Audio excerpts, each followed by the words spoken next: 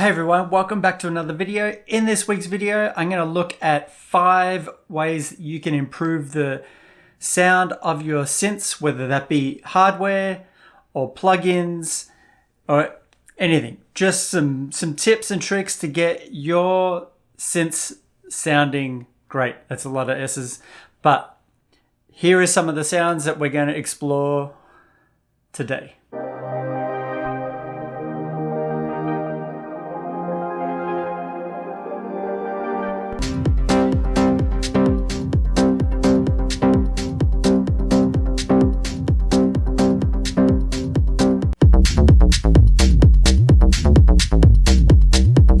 So the first point I wanted to look at was layering, and to kick this off we've got the Korg Volca again. So for this I just have it set to fifths like I did in the Volca video, and I'm going to show you the synth that I have layered with it, the plugin synth rather, and the effect that it gives you with and without. So this is with the sound. You see.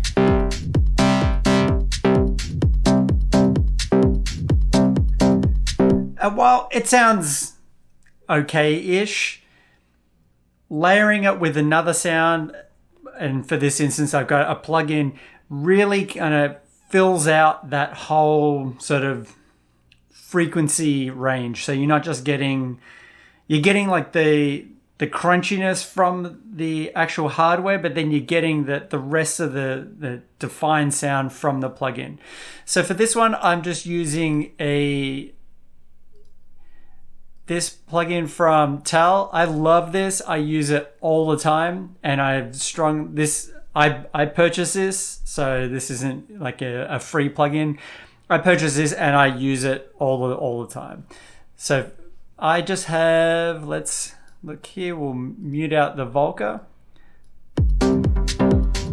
and let's take off these effects.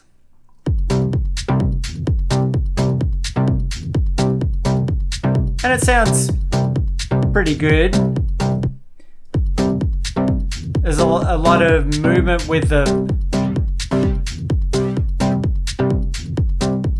really like the filter on this one, it adds a lot. So with the two together,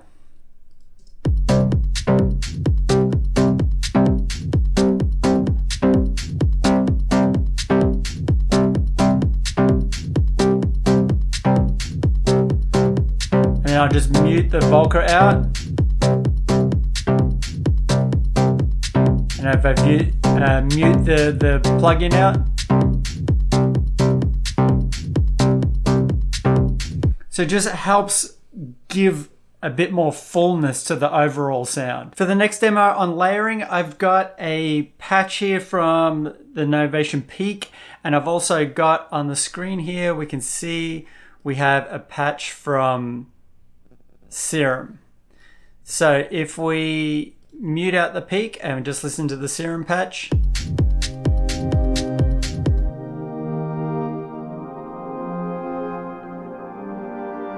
nothing too crazy, just have some nice envelope modulation going to the filter to give that nice sort of swelling effect.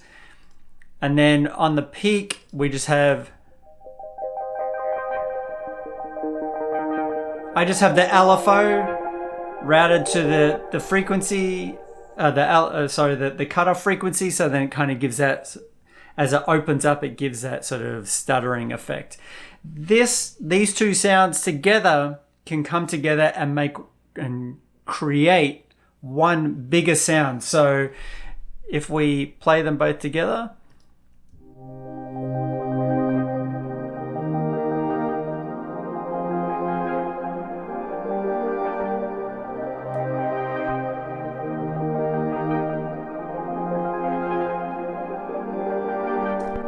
and this is kind of the effect that you would get if you had like a multi-timbral instrument where you could, like the Novation Summit, where you can separate and you can designate voices for different bits. If you don't have that, you can just make it one with a hardware and one with a software. Or if you have two plugins, you could offset them and kind of create one and the other. The notes are the same. You can see the chord progression is the same between the two of them. I just have different patches going on, and to give that sort of more of a full overall sort of sound and make it a little more interesting for the listener. So the next one I wanted to talk about is tweaking your patches after you've kind of got the overall sort of sound that you're looking for. But just some little tweaks can really help not make your synth sound so stagnant. So if you looped it over a course of so many bars, it still remains fresh. Some bits and pieces that I like to do on mine, and obviously there's no limit to the tweaks you can do, but here's some things that I like to do to kind of give a better overall sort of sound. So one thing that you can do is, we've got the LFO1 here, is you can route that to the fine. So if we mute these, and we've got, this is our serum, and if we bring up the tuner, if we take this off and bypass, just got a little keyboard here. You can hear that. We'll bring down the volume a little bit. You can see that is like bang on. So every time you play a note, it is 100% right on the money. And I think the thing that people love about hardware devices is the sort of the imperfections that it has. So if you were to play that F 20 times, it's going to be a little bit off each time, and then it doesn't get so fatiguing to the ear. So one thing that I do is we'll unbypass that, and then you can hear that's too crazy. We can also take the BPM off, and we'll just turn. So you can see it's a little bit too crazy, but if we pull this back now,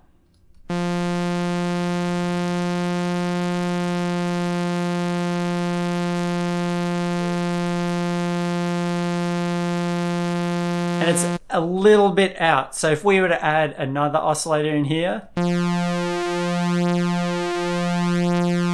you kind of get that sort of pulsing sort of sound. And if you can kind of get the same thing if you were to add another voice and then detune it. So we can detune this.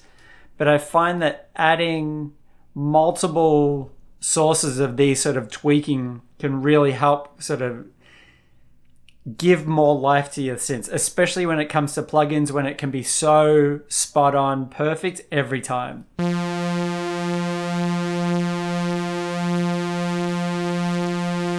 We can increase the rate here.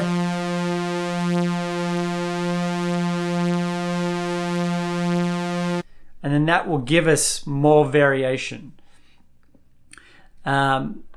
Another thing you can do is, if you want to, you can then apply that same sort of LFO to the master. So then you're getting movement on the master as well. It's a way that you can do it without having to do it on each one of the individual sounds. Say you've got your patch that you're 100% happy with, you can then take that tune, apply it to the master, and then it will just drift ever so slightly. The next thing I like to do when I'm happy with my sounds and as they're coming together is to record multiple passes of me sort of manipulating different filters and different bits and pieces. So then I'm kind of giving a performance to the piece of music that I'm working on, and then I'll go back and then cut the audio out. This serves a couple of purposes. It's really good because it helps you commit to an idea. You're really happy with the sound, so then you're recording those bits and pieces in. You're not going to go back and endlessly tweak a sound over and over. You're going to commit to the sound and then hopefully move forward with the song and finish the piece of music. So what I would do for this is I've got 1 and 2. This is the peaks coming in on channel 1 and 2, and I just mute that so we're not going to double monitor the sound. And then if I was just to turn this off and just hit record, so you can hear that, you can see that's recording in now. And then if I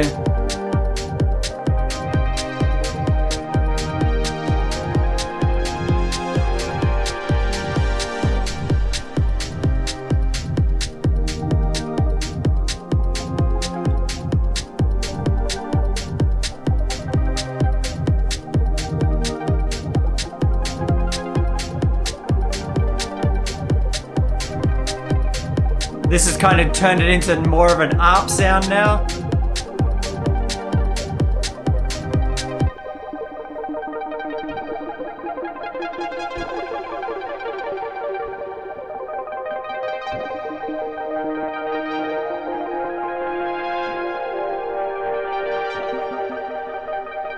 And obviously I would keep this going with the music, but just so you can see and hear what's going on.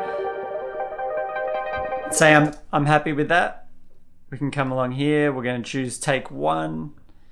And then we can go like this. We'll go flatten and then just drag it out.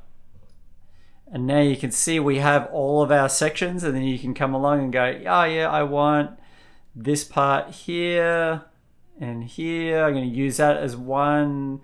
Maybe I'll use this bit and so on and so on. You can kind of go through and take out the sections that you want, or you can just put the whole loop in if you've recorded a pass throughout the whole song, and kind of just maybe tweak bits here and there.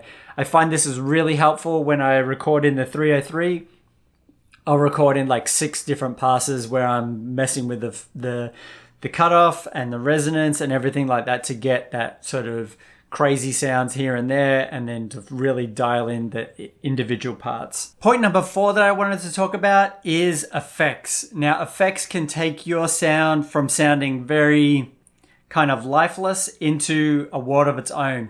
For this, we're going to look back at the Volca again and the little pattern that I wrote before.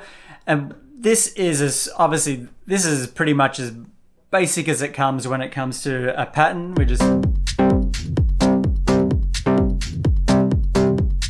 And it sounds okay, but with the use of some reverb and some delay, we take this super simple pattern and a really easy sound and kind of make it just really fill out the track. And when you start applying the cutoff filter and stuff like that to the actual sections that you have, it really comes to life. So for this, I just have the replica from Native Instruments, and this was a free one. They have the Replica XT now, but this is just the free version, just a little dotted eighth, and we have mix sort of around 17 and not much feedback there. And then I have the built-in reverb from Logic, so we can turn that one on as well. So it goes from sound, actually we'll go 1. This is without, and then that's with the delay on there. And then when we add the reverb on top, and when I stop, you can really hear sort of the tail drift out there.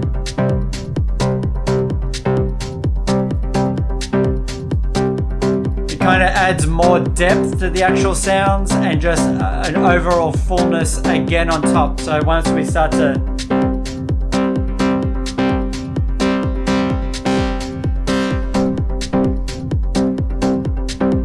and if we do the two together,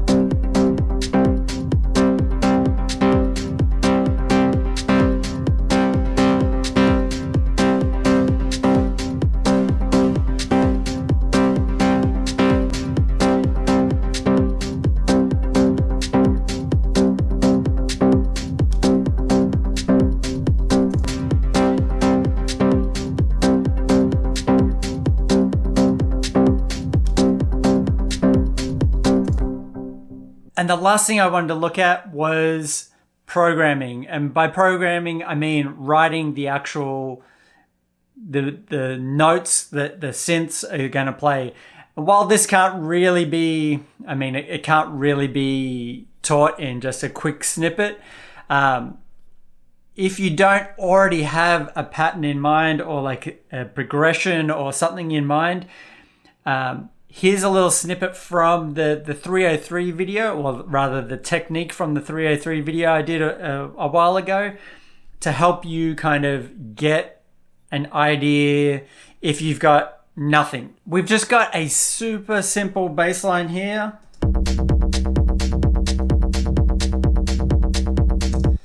And what I like to do is, instead of trying to think of what notes am I going to play, what pattern, if I have no idea how I want the bass line to go, is I will start to just take away notes to get a rhythm that I like. So from here, let's look at this and let's just start taking away some of these notes. And there.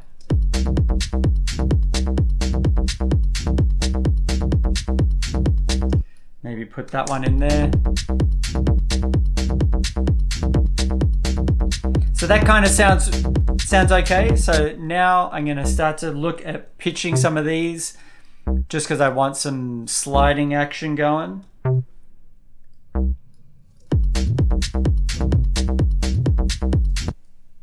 And then maybe have this one.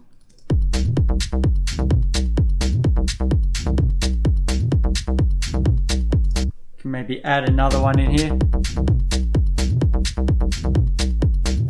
And you can start to build up. Okay, I like this.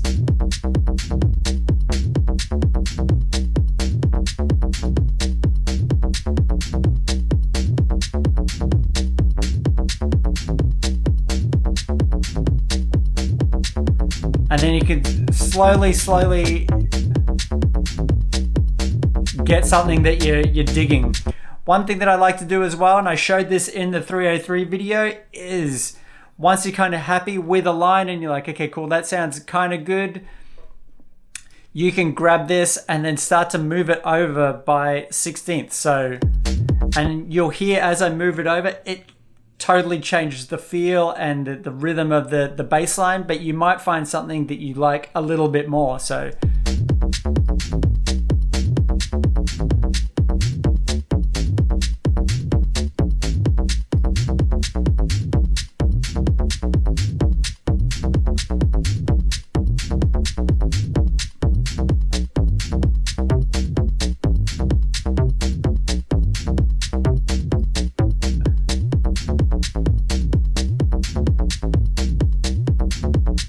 that sounds kind of cool. So then you would just come along, we'll cut the front off, cut the back off, and then we just make a pattern. Boom. And there you go. There's our loop, there's our new loop, and we're good to go.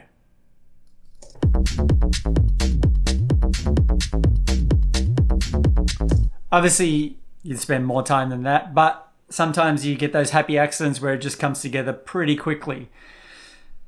So that is my 5 quick tips for getting some more sounds out of your synths, and whether that's plugins, hardware, whatever. And hopefully that gives you a little bit more, especially if you're starting out.